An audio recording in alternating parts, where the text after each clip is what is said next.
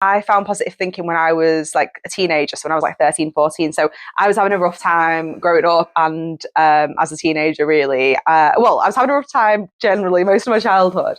I was raised by a single mum and grew up in some rough areas and had like a lot of family drama going on. There's a lot going on.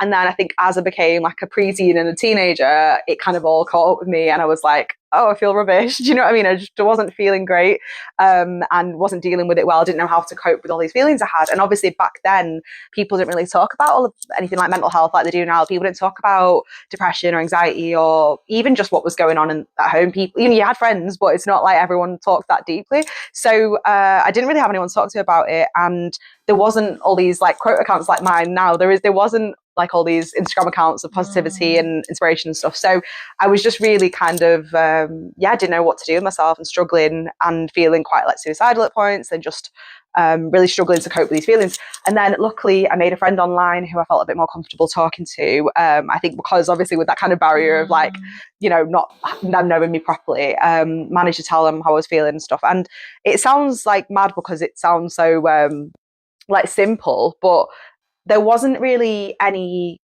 like, I'm really lucky I've got like an angel of a mum and everything, but she didn't even fully know what I was dealing with because I wouldn't talk to her about it either. So it sounds really simple, but this person basically kind of reassured me that